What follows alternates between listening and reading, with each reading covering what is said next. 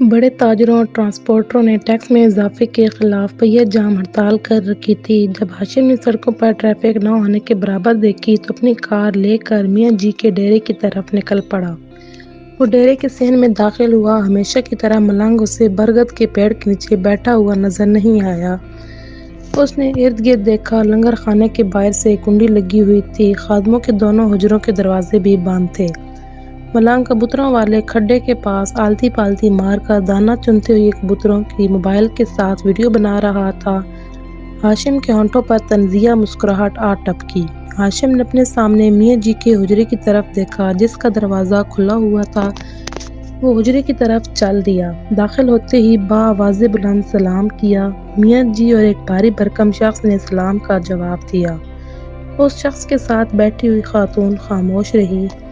میاں جی نے ہاشم کو ہاتھ کے اشارے سے بیٹھنے کا اشارہ کیا۔ میاں جی ہم اپنی مرضی سے دے رہے ہیں، سونے میں لدی پھدی خاتون نے خاکی لفافے کی طرف دیکھتے ہوئے کہا جو اس کے شوہر نے میاں جی کی طرف کر رکھا تھا۔ میاں جی نے شوہر کی طرف دیکھا، پھر لفافہ پکڑ کر اپنے درمیان پڑی ہوئی دراز والی چھوٹی سی میز پر رکھتے ہوئے بڑی شائستگی سے سمجھانے لگے، ہماری مرضی بی بی، ہماری مرضی بھی تو اس کی طاقت کی محتاج ہے۔ ہم سمجھے نہیں۔ شوہر نے خاتون کو ایک نظر دیکھنے کے بعد میاں جی سے اپنی نشست پر سے اٹھتے ہوئے کہا، ظہر کا وقت ہو گیا ہے۔ میاں جی کے اٹھتے ہی وہ تینوں بھی کھڑے ہو گئے۔ بہشت میں رہنے والے تم بیٹھو، میں نماز پڑھ کے آتا ہوں۔ میاں جی نے ہاشم کو حجرے میں رکنے کی اجازت دے دی۔ یہ بات ان دونوں کے لیے جانے کا اشارہ تھی۔ میاں جی اپنے ڈیرے کے پاس والی مسجد میں تشریف لے گئے۔ ان کے جانے کے بعد شوہر نے خاکی لفافے کی طرف دیکھا جو اس کے نزدیک بہت خاص، جبکہ میاں جی کے نزدیک بہت سارے تصویر والے اعلیٰ کاغذ ایک عام سے خاکی لفافے کا لباس اوڑھے ہوئے تھے۔ اس لفافے میں پورے 2 لاکھ ہیں۔ میاں جی کے آنے تک ان پیسوں کا خیال رکھنا۔ شوہر نے ہاشم سے کہا، مجھے کینسر ہو گیا تھا، میاں جی کے دموں سے آرام ملا ہے مجھے۔ یہ پیسے میرے کہنے پر ہی چٹھا صاحب نے میاں جی کو دیے ہیں۔ خاتون نے کندھے اچکاتے ہوئے ہاشم کی طرف دیکھ کر شوخی ماری۔ ہاشم نے ان کی باتوں کا کوئی جواب نہیں دیا۔ وہ دونوں وہاں سے چلے گئے۔ جب وہ دونوں ڈیرے سے باہر نکلے تو ان کی سیاہ کے ساتھ سرخ ہونڈا گاڑی آ کھڑی تھی۔ کپڑوں سے تو اتنا امیر نہیں لگا۔ خاتون نے اپنے شوہر کی طرف دیکھ کر رائے دی، کسی بڑے بزنس مین کا ڈرائیور ہوگا۔ شوہر نے اپنی کار کا دروازہ کھولتے ہوئے حتمی انداز میں بتایا۔ میاں جی نماز پڑھ کر لوٹے ہی تھے۔ ہاشم نے فٹ سے بے تکلفی کے انداز میں سوال داغ دیا، آپ نے ان سے 2 لاکھ کیوں لیے؟ میاں جی نے موزوں سنجیدگی کے ساتھ ہاشم کی طرف دیکھا۔ ہاشم نے اپنا لہجہ بہتر کرتے ہوئے بڑے ادب کے ساتھ بات کا رخ بدل دیا، آپ نے یہ کیوں فرمایا بہشت میں رہنے والے؟ راؤ صاحب تمہارے لیے دنیا میں بہشت ہی تو بنا کر گئے ہیں۔ پاپا کو تو ہارٹ اٹیک ہوا تھا، ماما کیوں مجھے چھوڑ کر چلی گئیں؟ ان دونوں کی موت کو 4 مہینے ہو چکے ہیں، تم آج بھی اسی سوال میں الجھے ہوئے ہو۔ میری الجھن دور کر دیں، مجھے یہ بتا دیں یہ روح کیا ہوتی ہے جس کے جاتے ہی انسان مٹی کا ڈھیر بن جاتا ہے؟ جیسے پاپا کا جنازہ اٹھایا گیا، ماما کی ادھر بیٹھے بیٹھے ہی روح نکل گئی۔ ہاشم کیا پوچھنا چاہتا تھا اسے خود بھی معلوم نہیں تھا۔ اہل سے چھپانا اور نااہل کو بتانا دونوں ہی جرم ہیں۔ خوشی میں اپنی جگہ پر بیٹھے رہنا اور غم میں اپنی نشست سے اٹھ جانا دونوں عمل غلط ہیں۔ خوشی اور غم والی بات میں نہیں سمجھا، ہاشم نے میاں جی کے خاموش ہوتے ہی پوچھ لیا تھا۔ خوشی میں ٹھہرتے نہیں اور غم سے بھاگتے نہیں۔ میاں جی کے بولنے کے دوران ہی چادر میں لپٹی ایک پری چہرہ دوشیزہ ان کے حجرے میں داخل ہوئی۔ میاں جی کی اس پر نظر پڑی تو وہ ادباً کھڑے ہو گئے۔ ہاشم حیران ہوا۔ اس نے دل میں سوچا، میاں جی تو بڑے بڑے تاجروں، وزیروں، افسروں کے آنے پر کبھی کھڑے نہیں ہوئے اور آج اس لڑکی کے احترام میں کھڑے ہو گئے ہیں۔ جھوٹے ہیں آپ، لڑکی نے تابڑ توڑ لہجے میں جب یہ کہا تو ہاشم کے خیالوں کا سلسلہ ٹوٹ گیا۔ اس نے جھرجھری لی، دین کو سب سے زیادہ گھاؤ میرے جیسے دین فروشوں نے ہی تو لگائے ہیں۔ میاں جی کی بات سننے کے بعد لڑکی نے لمحہ بھر اپنے 3 لفظوں پر غور کیا، پھر قدرے نرم لہجے میں کہنے لگی، پتہ نہیں کون ہیں وہ جن کو آپ کی پھونکوں سے شفا مل جاتی ہے؟ میاں جی نے لڑکی کی بات سننے کے بعد ٹھنڈی آہ بھرتے ہوئے کہا، انسان کی سانس مکڑی کے جالے سے بھی نازک ہوتی ہے، اب جالا تو جالے کی حفاظت کرنے سے رہا، چلتی ہوں میں۔ لڑکی بیزاری سے یہ کہتے ہوئے مڑی، عالیہ چند گھڑیاں میرے پاس بھی بیٹھ جایا کرو۔ میاں جی کے انداز میں خلوص اور شائستگی تھی۔ میرا مسئلہ تو آپ سے حل نہیں ہوتا، عالیہ نے شکوے سے بھرپور لہجے میں کہا تھا۔ میاں جی بھی بیٹھ گئے۔ ہاشم بڑے غور سے عالیہ اور میاں جی کی طرف دیکھ رہا تھا۔ یک لخت عالیہ کہکے لگانے لگی۔ ہاشم نے عالیہ کی طرف دیکھتے ہوئے دل میں کہا، حسین کے ساتھ ساتھ پاگل بھی ہے۔ میاں جی عالیہ کی بے بسی دیکھتے ہوئے کہنے لگے، کچھ کہکوں میں بھی درد ہوتا ہے عالیہ بیٹی، تو میرے درد کا مداوع کرے نا، عالیہ نے بڑی حسرت سے کہا۔ میاں جی سوچ میں پڑ گئے، پھر ہاشم کی طرف دیکھنے کے بعد بولے، میں کسی سے قرض لے کر اگر تمہیں دوں تو آپ کو 7 کروڑ کون دے گا؟ عالیہ نے درد بھری آواز میں پوچھا۔ ہاشم نے فٹ سے بتایا، میں۔ عالیہ نے بڑے غور سے ہاشم کی طرف دیکھا۔ سانولی رنگت اور بڑی مونچھوں والا ایک لڑکا جو سرمئی رنگ کا ٹریک سوٹ پہنے ہوئے تھا۔ عالیہ نے ہلکے سے طنز کے ساتھ بتایا، 7,000 نہیں 7 کروڑ بولے ہیں میں نے۔ پاپا اربوں کی جائیداد چھوڑ کر گئے ہیں اور میں اس جائیداد کا اکلوتا وارث ہوں۔ ہاشم نے عالیہ سے نظریں ملاتے ہوئے بڑی سنجیدگی سے اطلاع دی۔ عالیہ نے لمحہ بھر سوچا، پھر ہاشم سے سوال کیا، میاں جی اگر 7 کروڑ واپس نہ کر سکے تو؟ ماما پاپا کہا کرتے تھے کہ یہ سب ہمیں میاں جی کے طفیل ہی ملا ہے۔ مطلب میاں جی کے طفیل کو اپنے مال کا صدقہ دینا چاہتے ہو؟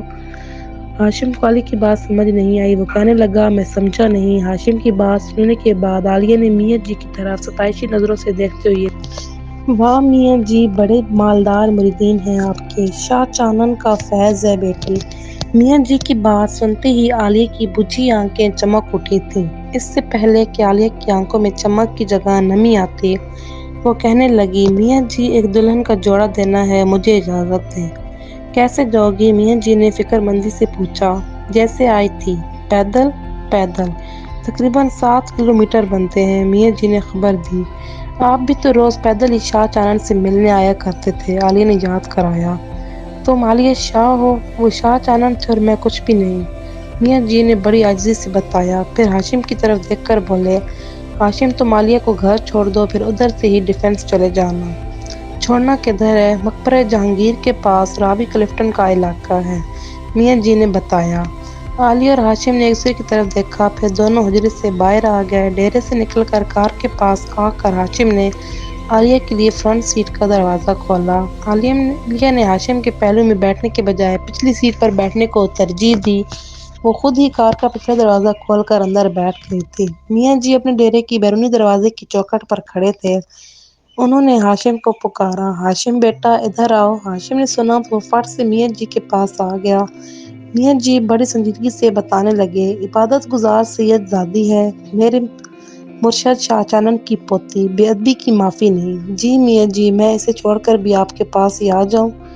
ہاشم نے بڑے ادب سے درخواست کی۔ ٹھیک ہے میاں جی، یہ بول کر اپنے آن سے موبائل پر ایک نمبر ملاتے ہوئے مسجد کی طرف چل دیے۔ کیا بیماری ہے آپ کو؟ ہاشم نے کار میں بیٹھنے کے بعد سیٹ بیلٹ لگاتے ہوئے پوچھا۔ کینسر، عالیہ نے آرام سے بول دیا۔ کینسر؟ کون سا کینسر؟ پتہ نہیں، رپورٹس میں لکھا ہے کینسر کا نام، عالیہ نے اکتائے ہوئے انداز میں جواب دیا۔ ہاشم جلدی سے بولا، شوکت خانہ میں چیک کروانا تھا۔ میاں جی نے آپ کو مجھے چھوڑنے کے لیے کہا ہے، مشورہ دینے کے لیے نہیں، عالیہ رکھے لہجے میں بولی۔ ہاشم شرمندگی چھپاتے ہوئے کار سٹارٹ کرنے لگا۔ پھول منڈی والے چوک سے گزرتے ہوئے عالیہ نے پھولوں کی دکانوں کی طرف بڑی حسرت سے دیکھا۔ ہاشم سینٹر والے مرر میں اسے ہی دیکھ رہا تھا۔ نہ چاہتے ہوئے بھی وہ بول پڑا، لگتا ہے پھول کافی پسند ہیں آپ کو۔ بہت، عالیہ کے منہ سے نکل گیا۔ ہاشم نے فوراً سڑک کنارے اپنی کار روکی اور جلدی سے اتر کر سڑک پار کرتے ہوئے پھولوں کی دکانوں کی طرف چل پڑا۔ تھوڑی دیر بعد ہاشم پھولوں کے ایک بکے اور 2 گجروں کے ساتھ لوٹا۔ کار میں بیٹھنے کے بعد اس نے یہ سب عالیہ کو پیش کرتے ہوئے کہا، آپ کے لیے۔ لائن مار رہے ہو؟ عالیہ نے بکے اور گجرے پکڑنے کے بجائے تیکھے انداز میں کہا۔ لڑکیوں کی کمی نہیں ہے مجھے، ہاشم نے سنجیدگی سے بتایا۔ جانتی ہوں، ترس کھا رہے ہو مجھ پر؟ عالیہ نے سوالیہ انداز میں پوچھا۔ ہاشم نے کوئی جواب نہیں دیا۔ اس نے بکے اور گجرے اپنی برابر والی سیٹ پر رکھ دیے، پھر کار ڈرائیو کرنے لگا۔ کار کے روڈ پر چڑھتے ہی عالیہ بول پڑی، تم نے میری بات کا جواب نہیں دیا۔ میاں جی نے کہا تھا بے ادبی کی معافی نہیں ہے۔ کیا مطلب؟ عالیہ نے فٹ سے پوچھا۔ آپ میاں جی کے مرشد شاہ چانن کی پوتی ہیں۔ 4 مہینے ہو گئے مجھے میاں جی کے پاس آتے ہوئے، وہ کبھی کسی کے لیے کھڑے نہیں ہوئے سوائے آپ کے۔ عالیہ کے ہونٹ پر معزز مسکراہٹ ابھری۔ اس نے اسی مسکراہٹ کے ساتھ پوچھا، 4 مہینوں سے روز آ رہے ہو؟ جی۔ کیوں؟ مرتبہ پاپا نے کہا تھا میاں جی کے پاس ہفتے میں ایک بار ضرور چکر لگایا کرنا۔ تم تو روز چکر لگا رہے ہو۔ ہماری فیکٹری اسی روڈ پر ہے، فیکٹری آتے جاتے میاں جی کی طرف چکر لگا لیتا۔ میٹرو بس اسٹیشن کے بالمقابل پیٹرول پمپ کے سامنے سے گزرتے ہوئے پوچھا، اب کدھر جانا ہے؟ سیدھا۔ آگے جو چوک آئے گا اس سے الٹے ہاتھ پھاٹک کراس کرنے کے بعد تھوڑا آگے مقبرہ جہانگیر ہے۔ ہاشم نے مقبرہ جہانگیر کے مرکزی دروازے کے سامنے جا کر کار روک لی۔ شکریہ، عالیہ نے کار سے اترتے ہوئے کہا۔ وہ واپس پیدل پھاٹک کی طرف چل دی۔ ہاشم اسے سینٹر والے مرر میں دیکھنے لگا۔ جب عالیہ نظروں سے اوجھل ہونے لگی تو ہاشم نے جلدی سے کار گھمائی اور عالیہ کا تعاقب کرنے لگا۔ عالیہ ایک گلی میں داخل ہو گئی۔ ہاشم نے اس گلی کے سامنے بریک لگائی۔ عالیہ غائب تھی۔ مغرب کی اذان کے بعد ہاشم میاں جی کے حجرے میں واپس پہنچا۔ ایک خاتون کے ساتھ جوان لڑکی اور 10-11 سال کا لڑکا میاں جی کے انتظار میں بیٹھے ہوئے تھے۔ ہاشم بھی بغیر کچھ بولے حجرے کے ایک کونے میں قالین پر بیٹھ گیا۔ پھر اس نے نظر بھر کے اس لڑکی کو دیکھا اور دل میں کہا، عام سی ہے۔ آ گئی ہو مختارہ بی بی؟ میاں جی نے حجرے میں داخل ہوتے ہی پوچھا۔ جی میاں جی، مختارہ نے کھڑے ہوتے ہوئے بڑے ادب سے بتایا۔ لڑکی، لڑکا اور ہاشم بھی کھڑے ہو گئے۔ میاں جی نے سب کو بیٹھنے کا اشارہ کیا۔ پھر میاں جی نے میز کی دراز سے وہ خاکی لفافہ نکالا اور مختارہ کو دیتے ہوئے کہنے لگے، یہ لو مختارہ بی بی، شادی میں کام آئیں گے۔ میاں جی کے منہ سے شادی والا جملہ سنتے ہوئے لڑکی شرمائی۔ میاں جی، اللہ آپ کا دونوں جہانوں میں بھلا کرے، آپ نے اس بیوہ کی لاج رکھ لی، مختارہ نے اپنی چادر کی جھولی بناتے ہوئے کہا۔ لڑکے نے آگے بڑھ کر میاں جی کے ہاتھ کا بوسہ لیا۔ میاں جی اس لڑکے کو تھپکی دیتے ہوئے بولے، دل لگا کے میرا پتر پڑھ۔ جی میاں جی، لڑکے نے بڑے جذبے سے کہا تھا۔ وہ تینوں وہاں سے چلے گئے۔ پیسے کیسے دوں آپ کو؟ ہاشم نے پوچھا۔ کون سے پیسے؟ میاں جی نے سوال کیا۔ وہ 7 کروڑ۔ ہاشم کی بات سن کر میاں جی کے ہونٹوں پر گہری مسکراہٹ ابھری۔ وہ کہنے لگے، وہ مر جائے گی مگر کسی کے پیسوں سے علاج نہیں کروائے گی۔ کیوں؟ ہاشم نے فٹ سے پوچھا۔ وہ کن فیکون پر یقین رکھتی ہے۔ مطلب؟ ہاشم نے کہا، اس کا ماننا ہے کہ اللہ کے چاہنے سے ہی سب کچھ ہوتا ہے، یہ دنیا اسباب کی دنیا ہے، ایک دن آپ نے ہی فرمایا تھا۔ ہاشم نے میاں جی کو یاد کروایا۔ وہ اسباب کو مانتی ہے اسی لیے تو علاج کروا رہی ہے، میں بھی تو علاج ہی کے لیے پیسے دینا چاہتا ہوں۔ ہاشم نے سنجیدگی سے کہا۔ کس حیثیت سے؟ میاں جی نے پرکھتی نظروں کے ساتھ پوچھا۔ ہاشم سوچ میں پڑ گیا۔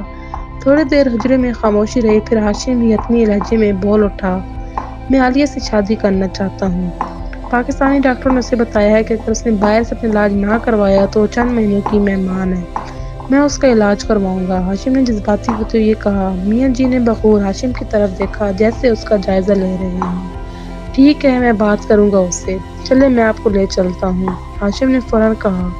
ترس کھا رہے ہو یا عالیہ کے حسن پر لٹو ہو گئے ہو؟ میاں جی نے سوالی انداز میں پوچھا۔ ہاشم نظریں چرانے لگا۔ میاں جی قدر سنجیدگی سے بولے، راؤ صاحب نے تمہاری سنگین مزاجی کا ذکر کیا تھا میرے ساتھ۔ ہاشم نے میاں جی کی طرف چونک کر دیکھا۔ میاں جی پہلے ہی اس پر نظر جمائے ہوئے تھے۔ شرمندگی ہاشم کے چہرے پر آ ٹپکی۔ اس نے نظریں جھکا لیں۔ اگر عالیہ کی عزت کا معاملہ نہ ہوتا تو میں تمہیں کبھی شرمسار نہ کرتا۔ میاں جی کی بات سنتے ہی ہاشم نے نظریں اٹھا کر ان کی طرف دیکھا۔ ایک لڑکی جس کی زندگی کا کوئی بھروسہ نہیں، اس سے کیوں کرنا چاہتے ہو شادی؟ میاں جی کی پوچھتے ہی ہاشم نے فٹ سے جواب دیا، بھروسہ تو کسی کی زندگی کا بھی نہیں، آج پہلی بار لگا کہ تم راؤ صاحب کے بیٹے ہو۔ میاں جی استائشی انداز میں بولے تھے، جس کا فائدہ اٹھاتے ہوئے ہاشم نے اگلی بات پوچھ لی، اگر پاپا آپ کو یہ رشتہ کروانے کے لیے کہتے تو؟ میاں جی اپنی گردن کو کبوتر کی طرح ہلاتے ہوئے کہنے لگے، میرے مرشد شاہ چانن کہے کی بیٹا تھا شاہ زین۔ اس نے مرشد کے سمجھانے کے باوجود علاقے کی ایک بدنام خاتون کی بیٹی ہنا سے شادی کر لی۔ ہنا 4 سالہ عالیہ کو چھوڑ کر ایک مالدار پٹھان کے ساتھ بھاگ گئی۔ میری شریک حیات نسیم تب زندہ تھی، وہ عالیہ کو اپنے ساتھ لے آئی۔ وہ سلائی کڑھائی کی کاریگر تھی۔ اسے دیکھ دیکھ کر عالیہ کو بھی شوق پیدا ہو گیا۔ میٹرک کے بعد عالیہ نے مزید پڑھنے کے بجائے سلائی کڑھائی کے ہی کورس کیے۔ نسیم کے مرتے ہی وہ مجھے کہنے لگی، میاں جی میں شاہ چانن کے علاقے میں ہی جا کر رہنا چاہتی ہوں۔ میں نے پوچھا کیوں؟ تو بولی، میں اپنے ماں باپ کی بیٹی نہیں، صرف شاہ چانن کی پوتی ہوں۔ تو پھر بیٹی کس کی ہو؟ میں نے سوال کیا تو کہنے لگی، آپ کی بیوی اما نسیم کی۔ اس نے میری بیوی کو تو اپنی ماں مان لیا تھا مگر مجھے اپنا باپ نہیں۔ میاں جی بات کرتے کرتے رک گئے۔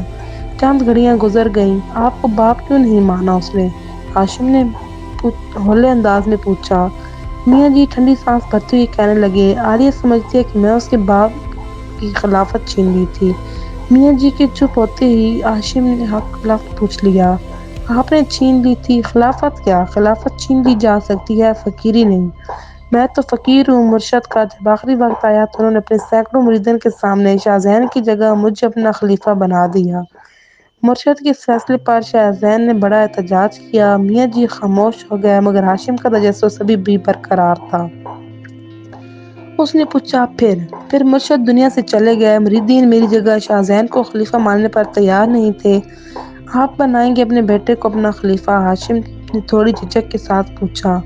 یکا یک میاں جی کے چہرے پر کئی رنگ آئے اور چلے گئے۔ میری تو اپنی اولاد ہی نہیں ہے، میاں جی نے بھرائی ہوئی آواز میں بتایا۔ ہاشم کو حیرت کا شدید جھٹکا لگا۔ ماما پاپا تو کہا کرتے تھے میں آپ کی دعا سے پیدا ہوا ہوں۔ ہاشم کی خبر پر میاں جی کے منہ سے نکلا، دعا؟